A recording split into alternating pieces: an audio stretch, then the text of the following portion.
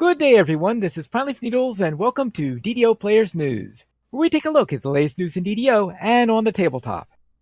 And please welcome my co-host from Ravenloft, Dracula. Hey now, everybody. How's it going? Hello there, Drac. How are things going in Ravenloft? Still sucky. Really? Yeah, I'm used to it by now. It's all right. It's cool. Meh. That's what happens when you get stuck in a bubble that no one can escape from. Exactly. My new favorite phrase is meh. Meh. All right. Let's then go and see what's in the Chronicle. I hope there's something more to it than meh. Well, maybe.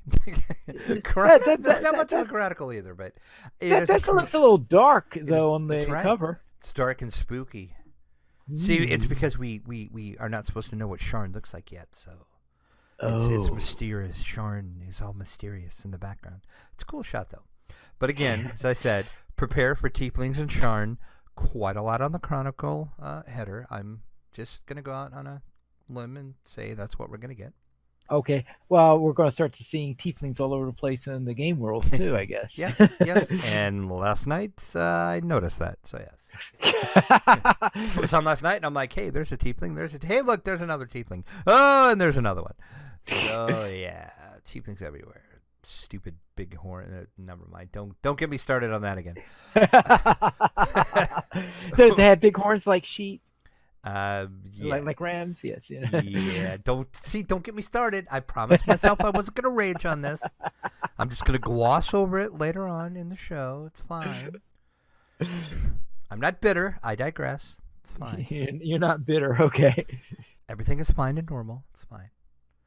Let's take a look at our Chronicle, the community spotlight. We do have the latest D&D night on DDO stream. That was the Waterdeep Dragon Heist, episode number 8. Say yes to the quest. That is the hashtag Waterdeep Dwarves and the +1 drow. That's me. I'm the one drow. They discover the truth about the dwarven clan of the Porkhammers. And there is an uninvited guest in the Troll Skull Manor. Porkhammer yes. clan? Yes, all the dwarves are named Porkhammers. They're of the Porkhammer clan. All right. Okay, that sounds like a strange name for a dwarven clan. They're the Porkhammers, and they're famous for their bacon. What more do you need to know? You need to watch actually, you need to watch this whole series, by the way. This whole series is really good. And minor spoiler alert, I might have been down to death saves this week. Maybe. Not saying I was, not saying I wasn't.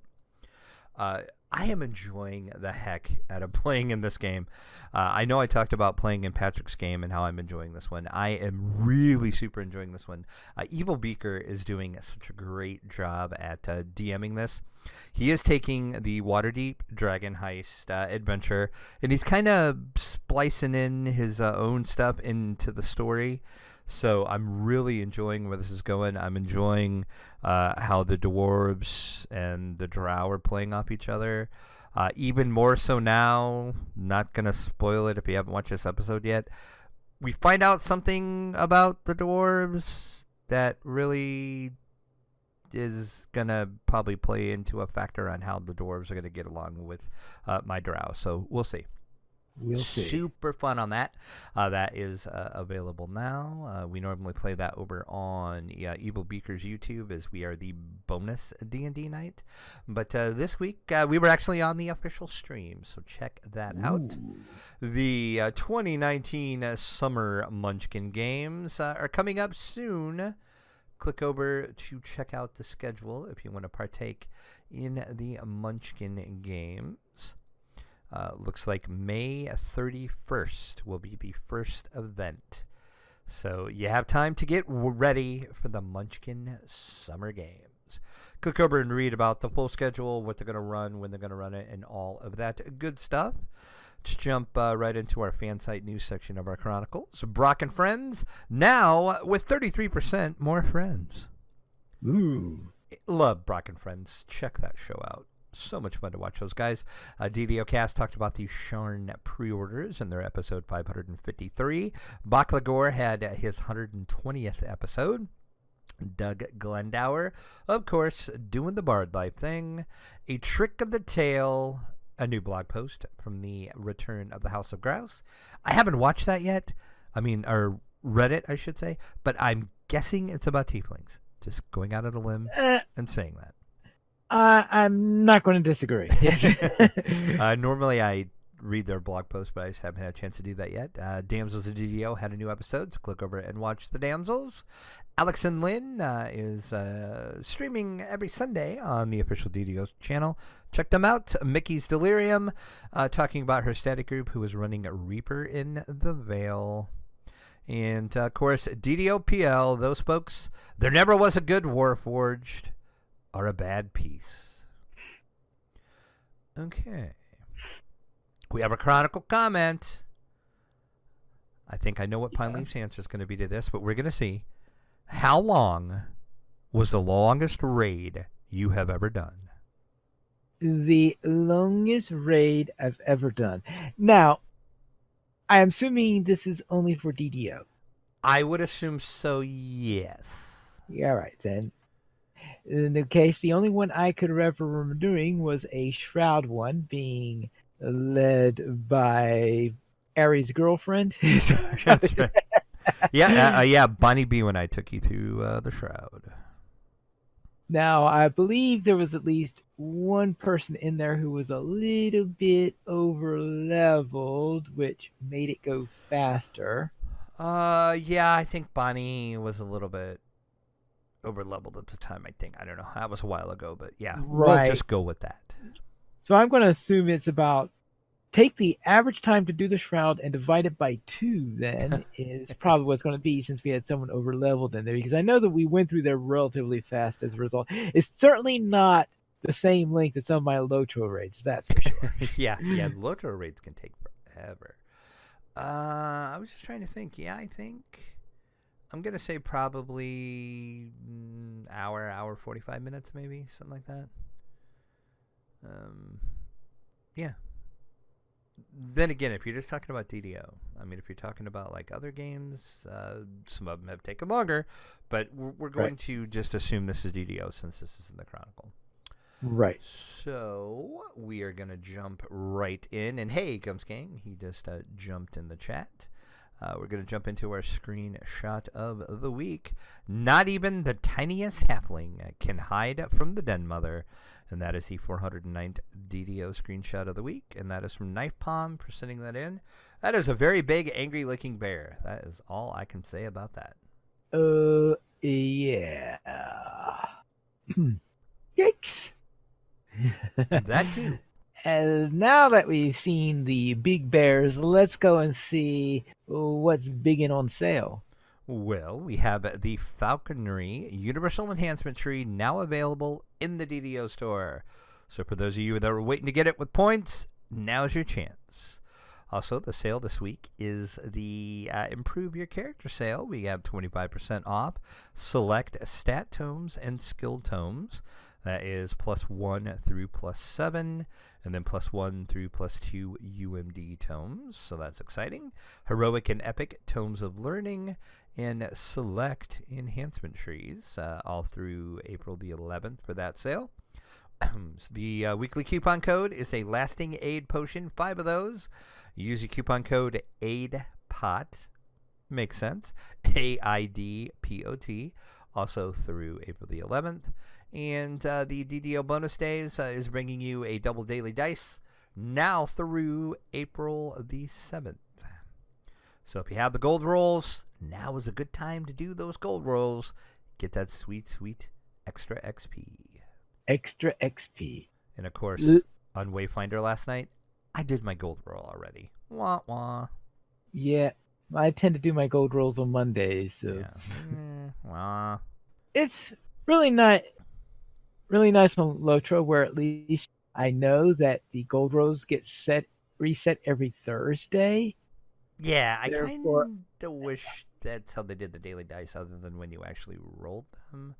Especially for the gold roll, that would be nice if it would. You would actually know it would be like, every Friday morning at 3 a.m. it's going to reset, or Thursday morning, or what have you. That would be a lot easier, I think.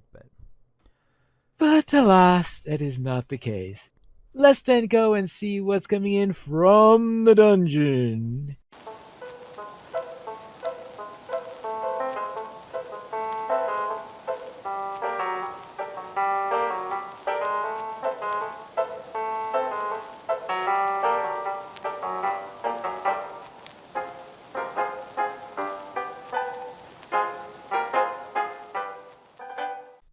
Where Acquisitions Incorporated Dungeons & Dragons Sourcebook is coming from WotC. Indeed, if you love watching Acquisitions Incorporated and you too want to run adventures and have a startup of your own in the Acquisition Incorporated franchise world, you too can do that with this book. It's a 224-page book, going to give dungeon masters and players both options to make the game feel a little bit like you're playing in the Acquisitions Incorporated campaign. This is going to get characters from level 1 to level 6. So if you're looking at starting some new characters, or maybe you have some characters that are 2nd or 3rd level, you can go ahead and kind of use this to get some ideas and kind of jump into the AI world if you would like. This is coming out later this summer, so you can get your hand on that. Now, once again, 224-page book. Acquisitions Incorporated, written, of course, by the guys over at Penny Arcade. They seem to be getting their fingers into a number of things, seeing how Clank Legacy is also Acquisitions Incorporated. Yeah, they are. Yep, Acquisitions Incorporated have kind of taken off. It used to be this little, tiny niche thing that, fans of Penny Arcade kind of knew about, and then it started to grow in popularity, and then they started streaming them on Twitch, and then people loved it, and then it blew up, and now we're getting a whole D&D source book on Acquisitions Incorporated. This should be a fun little book probably too, because those guys are great guys and they write very interesting things. So we'll see. And who doesn't want their own franchise of Acquisitions Incorporated? I mean, come on now. Let's then go and see what's on the tabletop.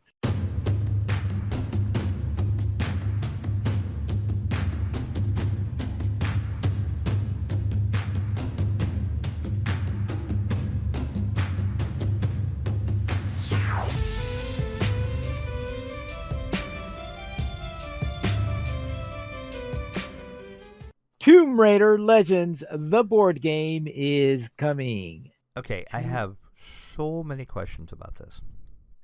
Yeah. Okay. What's that? Number one. Okay. Square Enix, of course, who makes the Tomb Raider video games, is bringing this to market. It's the first time they've ever done a tabletop game. I guess they just figured, hey, we need to get on this tabletop thing. Everybody else is. You got to remember, is who also a couple of years ago had their first tabletop game that was into. True. And that blew up. Kind of don't think this one's going to blow up. Okay. My biggest question about this game. So in the game, players will each take on the role of Lara Croft.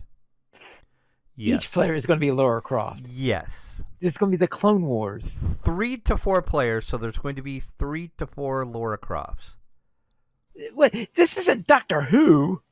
This makes no sense to me whatsoever why every player is going to be Lara Croft. I guess it's going to save on the fights on, I want to be Lara Croft. No, I want to be Lara Croft. No, I want to be... Well, okay, you can all be Lara Croft.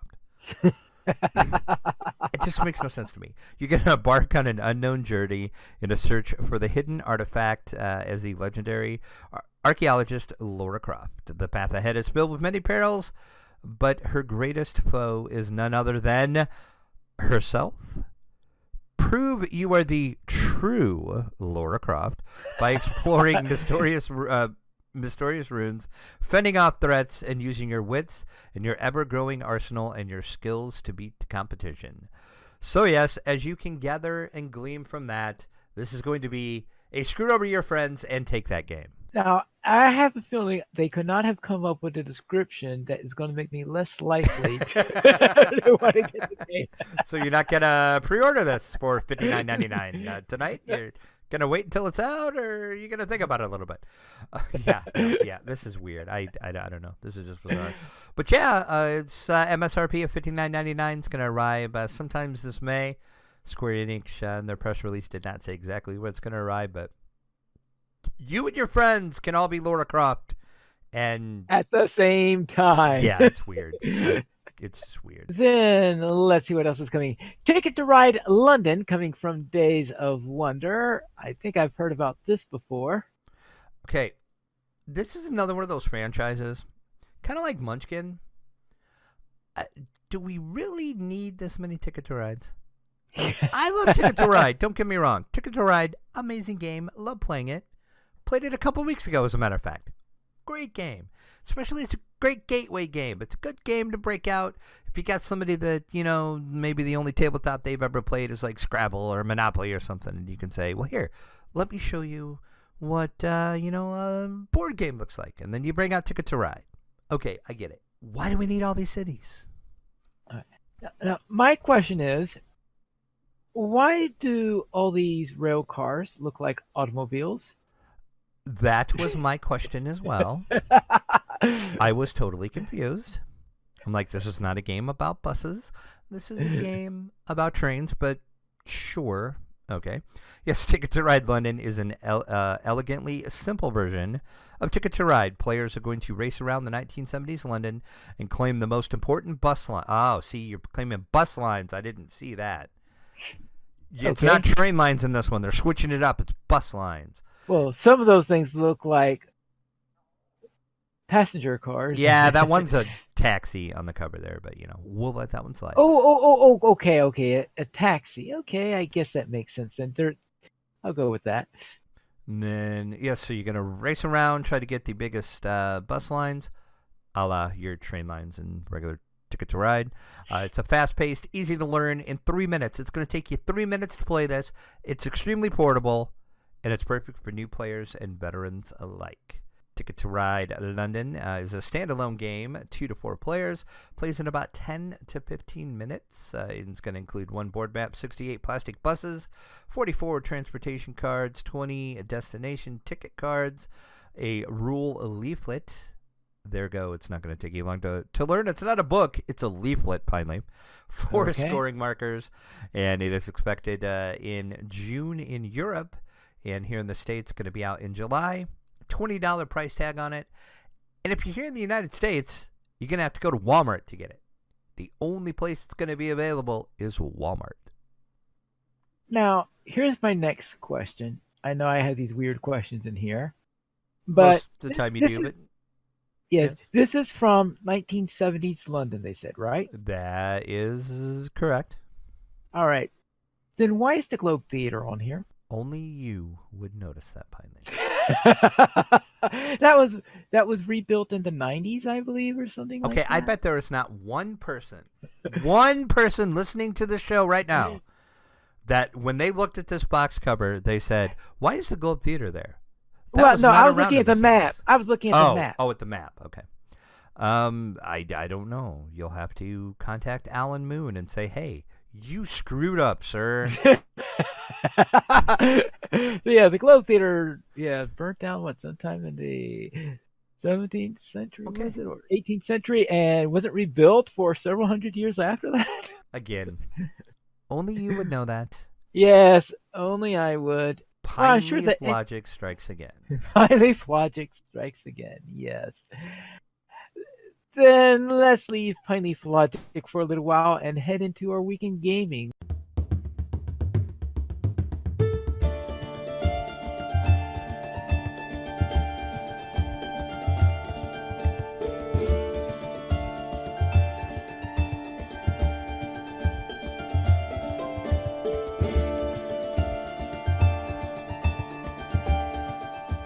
What were you up to? Well, Nick Kenneth, I played with you, so I'll let you talk about that.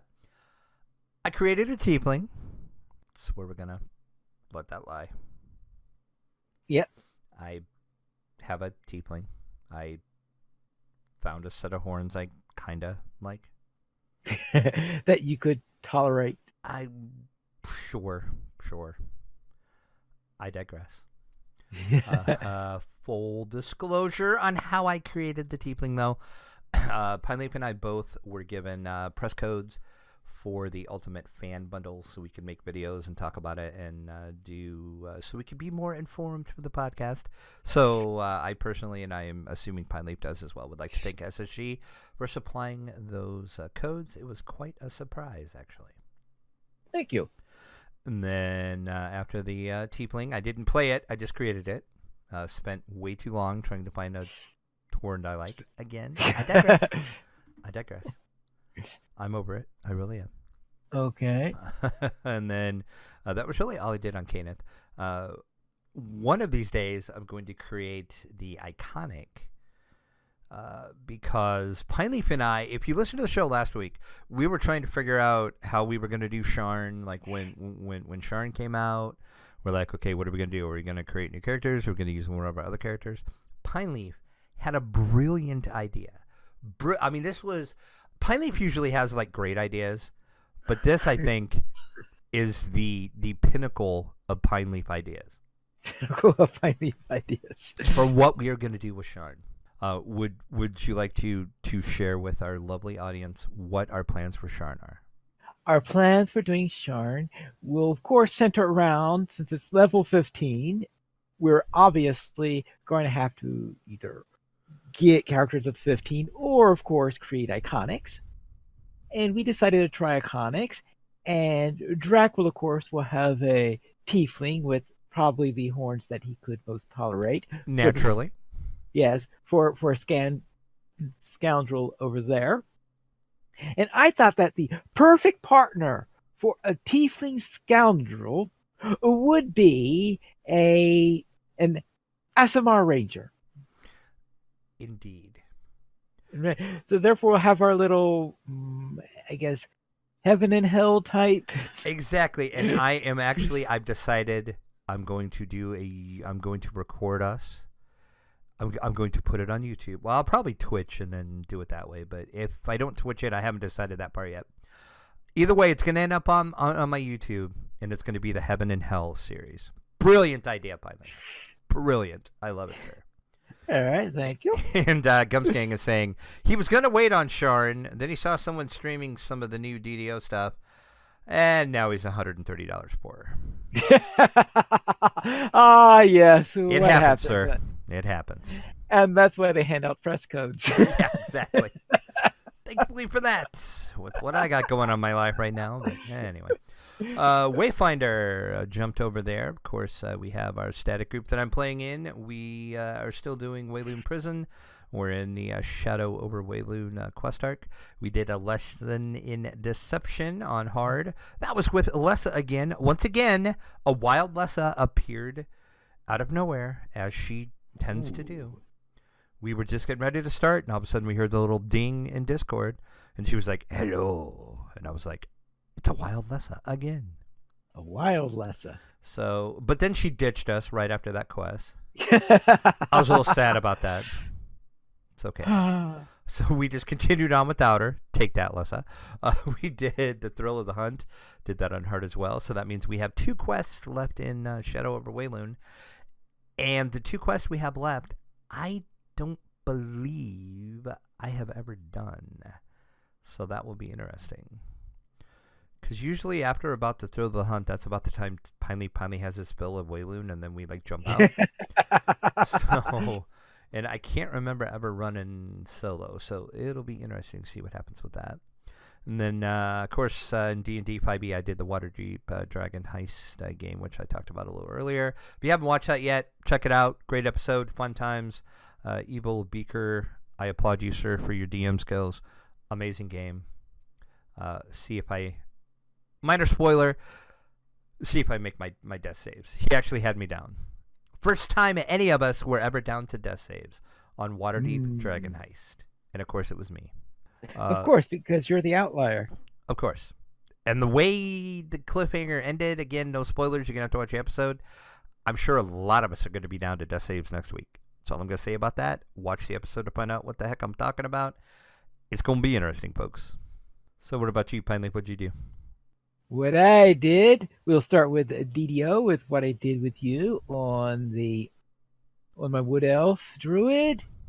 And we finished up against the Slave Lords, area of the Slave Lords, which I think it took us 3 tries before we got it to not bug out. Yeah, that was weird. What happened the first time? Oh, the first time we had got to the end where you go in and you give this secret, word, and then she opens up the little secret back entrance where and you jump down.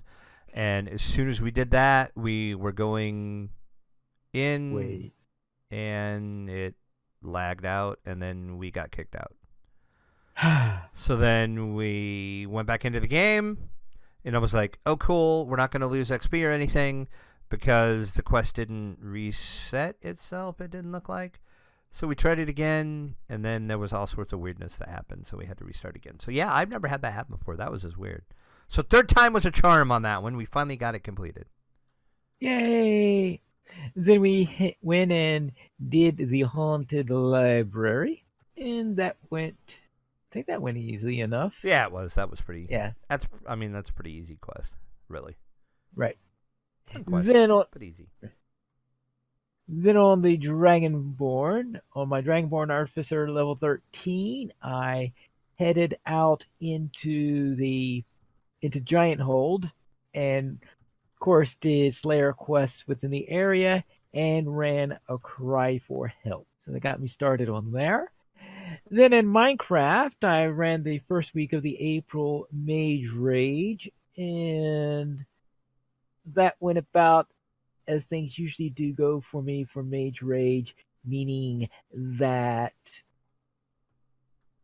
it took me much longer than I would have hoped in order to complete that particular quest, because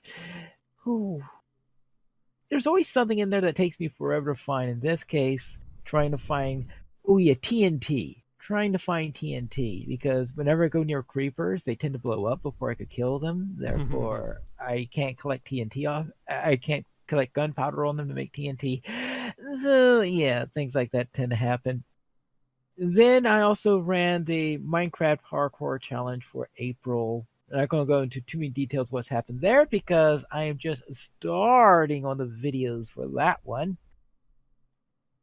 But I decided to run that one twice, once with the latest released version and then once with the snapshots, because it involves villages, and sometimes interesting to see how it's different when you do it in 1.14 snapshots, because 1.14 is going to be all about villagers and villages and stuff like that. So everything about the villages has been overhauled completely.